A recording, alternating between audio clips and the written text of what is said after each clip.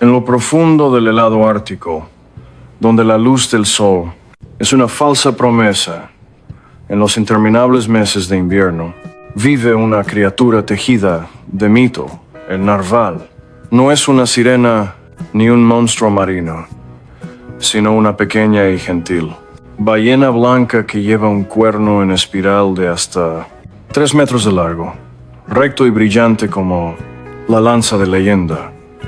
Ese cuerno que en realidad es un colmillo que se extiende a través del labio superior, ha hecho del narval una encarnación viva de la magia y el misterio del océano helado. Es música, esta existencia única que lo ha anclado.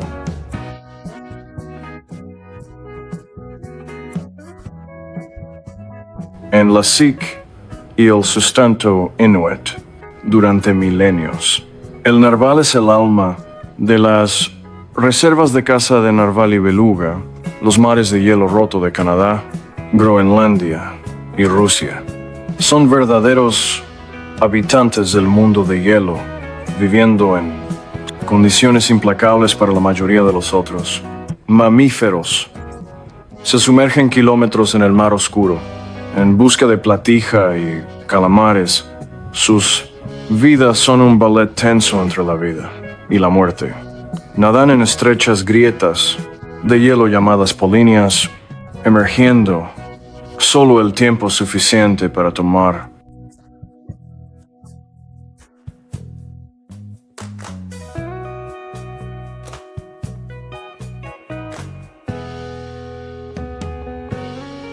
aire antes de sumergirse de nuevo en el frío amargo.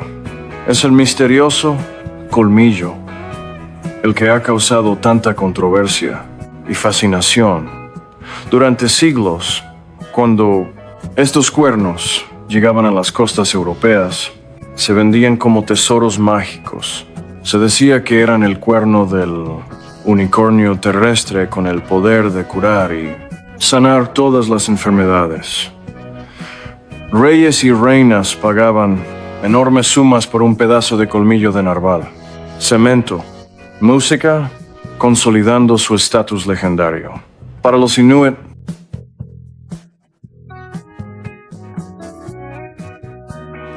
sin embargo, no es un adorno místico, ni un talismán, sino una parte esencial de la vida, una fuente invaluable de recursos materiales y un profundo símbolo cultural.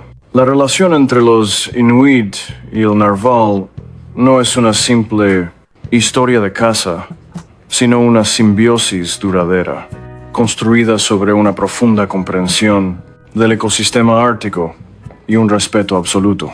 En un mundo donde todo es escaso y el peligro acecha, cazar al narval es un arte de supervivencia, un intercambio necesario entre el hombre y la naturaleza para sostener la vida. Es una tradición transmitida a través de los susurros de los kayaks y la firmeza de los arpones tallados. Música. La cacería ocurre cuando las manadas de narval migran en verano, nadando a lo largo del borde del hielo que se derrite. Este es el momento dorado cuando el mar se abre para los cazadores desesperados por proteína y energía almacenada para el invierno que se acerca. El arte de cazar narval requiere paciencia infinita, absoluto silencio y una asombrosa habilidad para leer el hielo y las olas. Los cazadores inuit viajan en kayak o en pequeñas embarcaciones, zigzagueando entre los afilados icebergs. Deben fundirse con su entorno, desapareciendo de la vista de las criaturas submarinas que son sensibles al sonido y la vibración. Un ruido fuerte, un movimiento repentino puede hacer que las ballenas se sumerjan profundamente y desaparezcan para siempre. Música Cuando avistan una manada, nunca se apresuran.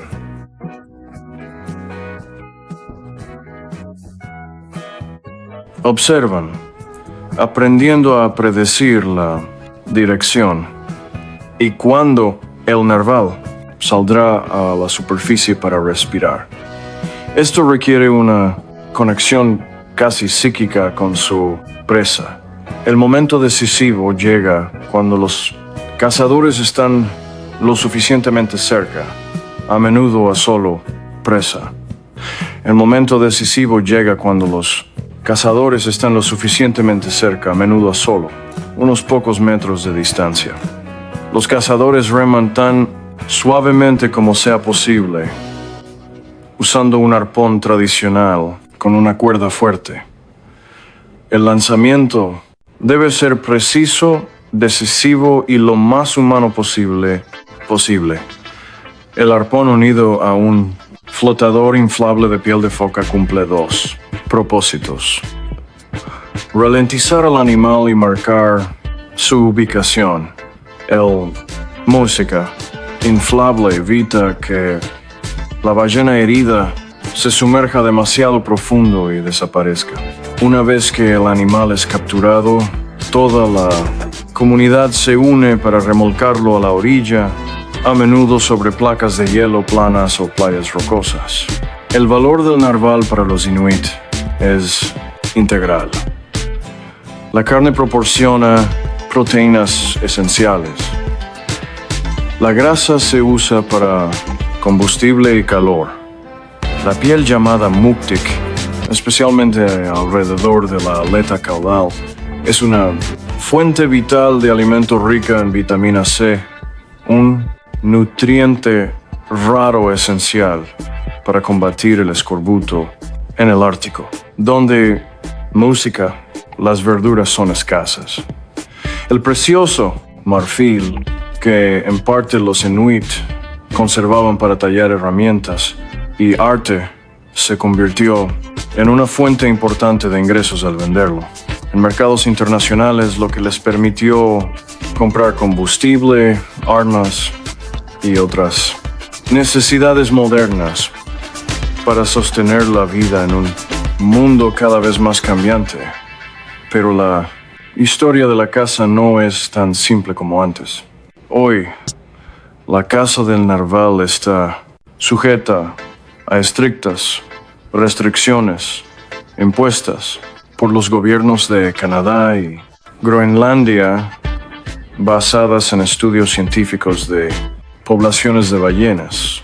A cada comunidad se le asigna una cuota para que la caza sea sostenible y no amenace la supervivencia de la especie. El delicado equilibrio entre la tradición ancestral y la conservación moderna presenta un desafío complejo. Música. A medida que el hielo se derrite debido al cambio climático, los hábitats del narval están amenazados y aumenta la presión de grupos internacionales de conservación. Los inuit están en una encrucijada. Deben defender su derecho a vivir como lo hicieron sus antepasados, a cazar para subsistir y mantener su cultura, mientras también enfrentan la realidad global de la fragilidad del mundo natural. Pero más allá de la controversia y las reglas, el narval sigue siendo un puente entre las personas y el mito. Su colmillo retorcido no es solo un diente, sino también un órgano sensorial extremadamente sensible que los científicos han descubierto puede detectar la presión, temperatura y salinidad del agua de mar. Es una antena biológica que les ayuda a navegar y encontrar alimento en la oscuridad eterna.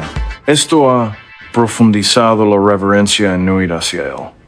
Una criatura llena de misterio que guarda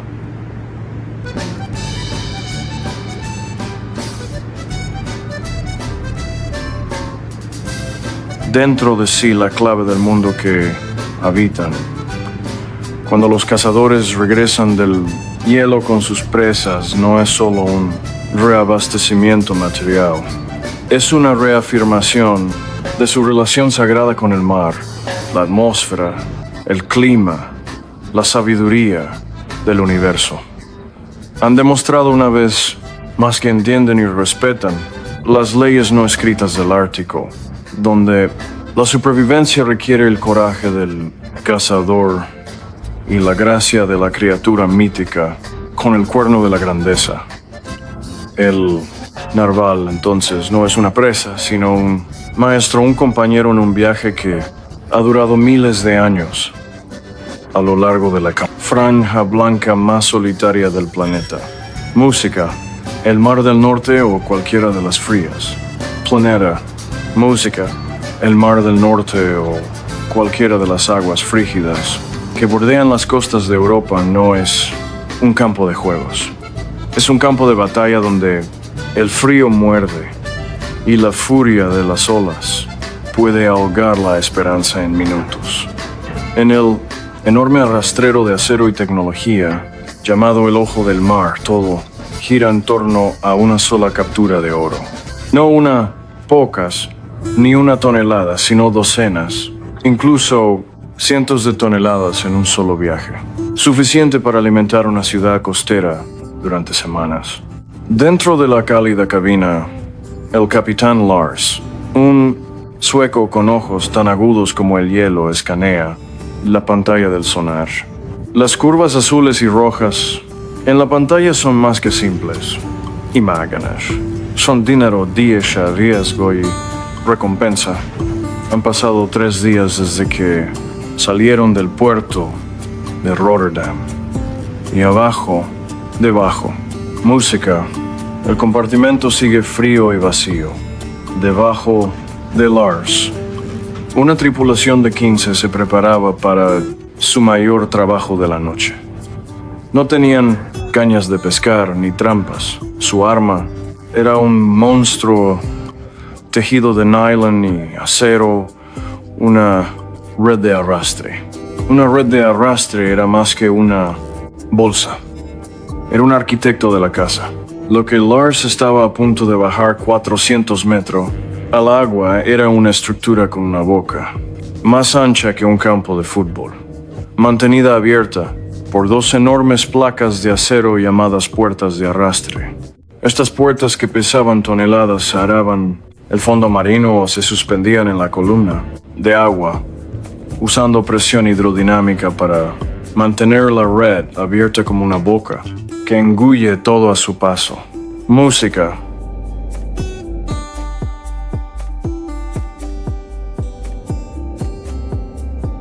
Música. Cuando Lars dio la señal por radio, los cabrestantes comenzaron a retumbar como un pequeño terremoto. La tripulación se movía con un ritmo implacable que estaba grabado en su carne. Metro a metro, el cable de acero, del diámetro del bíceps de un hombre, se liberaba, llevando consigo la red gigante. El agua fría del mar salpicaba mientras las pantallas negras brillantes diseñadas para soportar la fuerza de tracción de cientos de autos se hundían en la oscuridad del océano. Un sentimiento de tensión impregnaba el barco. Era un momento de poder humano y mecánico, enfrentándose al infinito y música. Impredecible mar. Pasaron horas en un silencio tenso. La red acechaba en la oscuridad, recolectando bancos de bacalao, salmón, platija y otros peces blancos raros, monitoreados por sensores electrónicos, montados en la red, que enviaban datos de vuelta a la cabina. Lars observaba la presión en el cable. Cualquier pequeño cambio podía señalar una captura sorpresa o un desastre catastrófico si la red se atoraba en un naufragio o arrecife. Esta es una historia sobre miles de toneladas de pescado, pero también es una historia sobre hidráulica y tecnología de navegación infalible. Finalmente, después de una larga noche de arrastre, La voz de Eliezer resonó: suban la red, cierren el compartimento, prepárense para recibir la carga. Ahí fue cuando comenzó el verdadero drama. El sistema hidráulico de cabrestantes del ojo del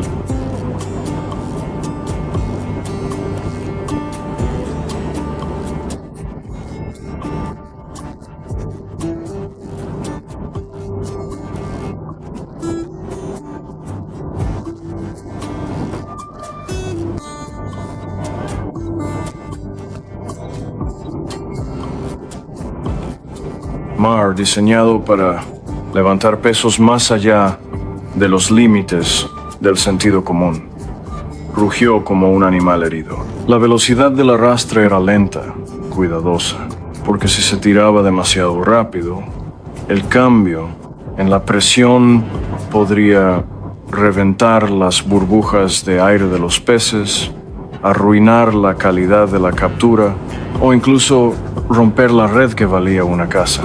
El acero rozaba contra acero, creando un sonido de fricción inquietante, como si el barco gimiera bajo el peso invisible del océano. Después de media hora de tensión, las gigantescas puertas de la red aparecieron, gemían bajo el peso invisible del océano. Después de media hora de tensión, aparecieron las gigantescas puertas de la red, haciéndose cada vez más pequeñas mientras eran izadas por el costado del barco. Pero eso... música.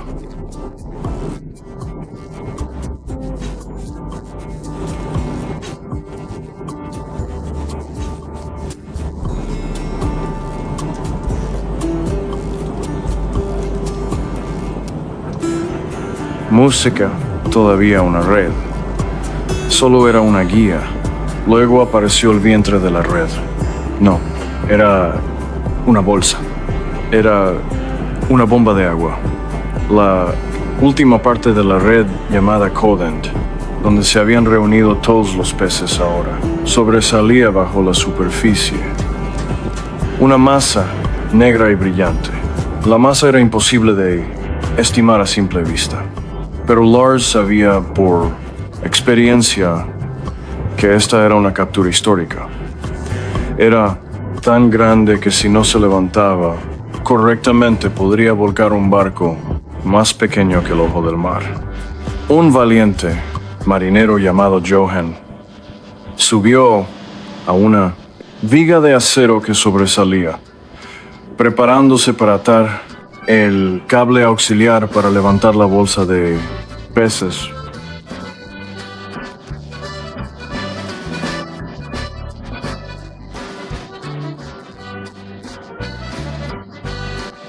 Música. Música. Se movió a la velocidad del rayo, evitando la velocidad del rayo, o la que intentaba arrastrarlo. Una vez asegurada la bolsa, la grúa principal del barco, no el cabrestante de la red, comenzó a funcionar. La grúa rugió y la masa de agua, peces y presión comenzó a levantarse desde la superficie del mar. Se elevó, negra y suelta. Luego se tensó a medida que el agua se drenaba, revelando una enorme masa de plata, azul y rojo, que se agitaba violentamente adentro. Era pesada, terrible, un testimonio viviente de la explotación ilimitada de los recursos por parte de la humanidad. La masa de peces colgaba suspendida sobre la cubierta, tan pesada que la cubierta temblaba bajo sus pies. «¡Abre el saco de peces!», gritó Lars. Y entonces sucedió. La masa de peces fue liberada. No fue un flujo, fue una explosión.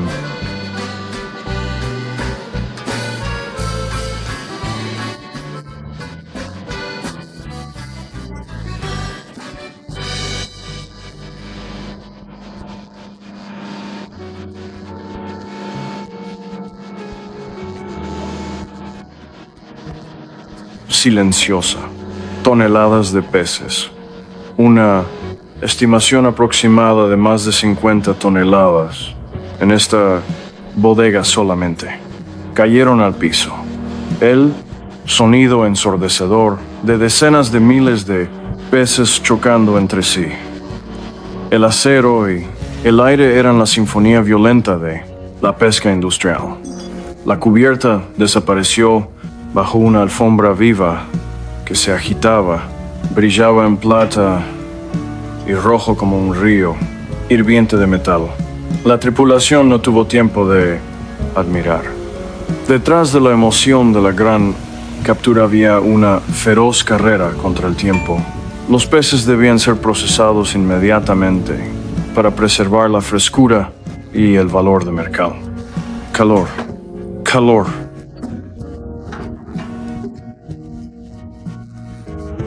Música.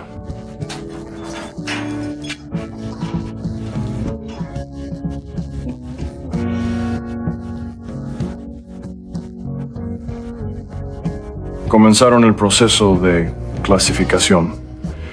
Peces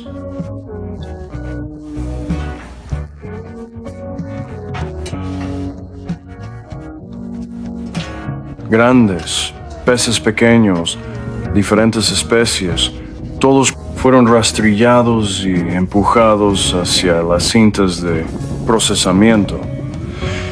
Todos trabajaban en un frenesí organizado. Cuchillas afiladas abrían el codend, removiendo los extremos en movimientos mecánicos rápidos perfeccionados durante miles de horas. El olor a sangre de pez, agua de mar y diésel se mezclaba en el aroma característico de la riqueza en el mar. Bajo cubierta, en el área de procesamiento, es un matadero industrial frío.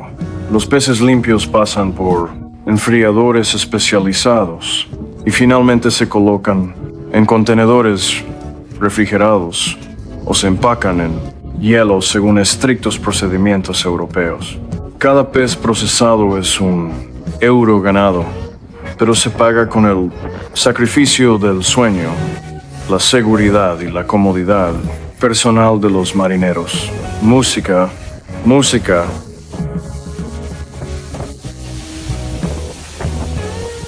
Aplausos, música. El ojo del mar realizará este proceso una y otra vez durante días.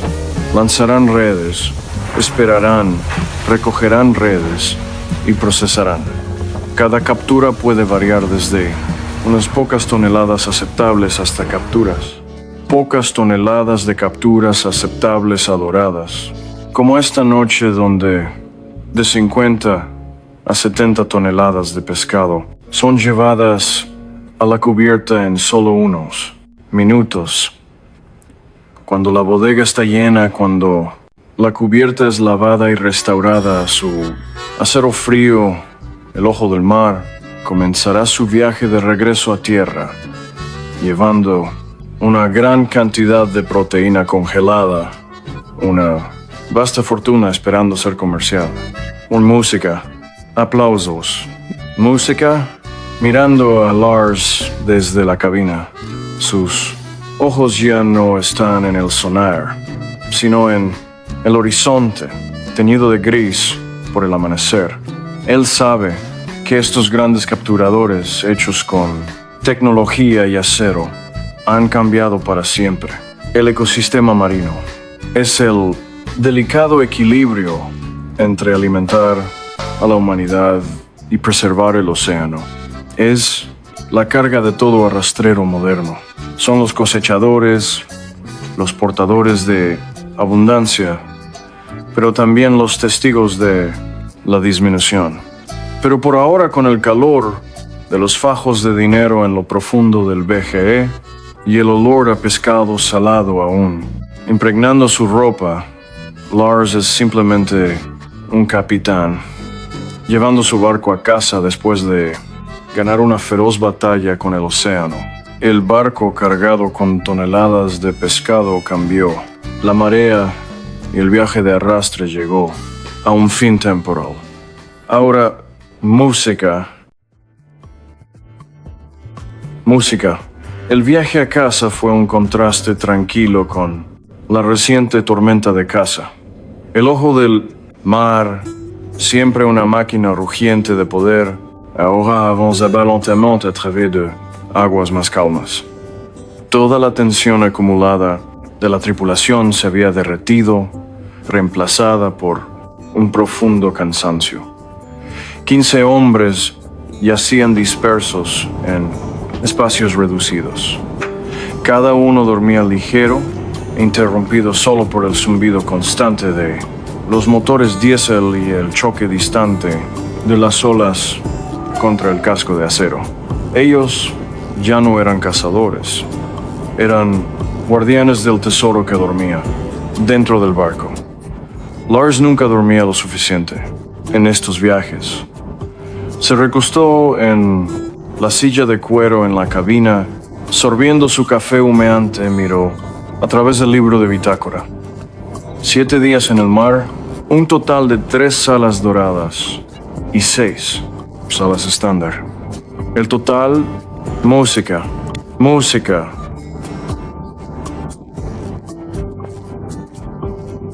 De pescado en la bodega refrigerada se estima en 250 toneladas, mayormente bacalao del Atlántico Norte y pollock ordenados, limpiados y congelados en el lugar, preservando una frescura casi perfecta. Es una cifra que hace que cualquier viaje valga la pena, pero también una que preocupa a los ecologistas. A medida que el barco se acerca a la costa holandesa, la vida a bordo comienza a cambiar. En lugar del olor a sangre de pescado y combustible diésel, el aire huele a sal, marina limpia y humedad del continente. La tripulación despierta no para el trabajo duro, sino para el acto final, la descarga. Al amanecer del 8º día, el ojo del mar se asoma al puerto holandés de Aolen. Música. Este puerto, un enorme centro de comercio de mariscos,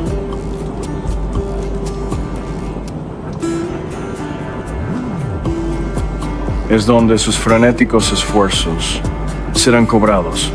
Lars lleva el barco lentamente al puerto, respetuoso del peso que carga.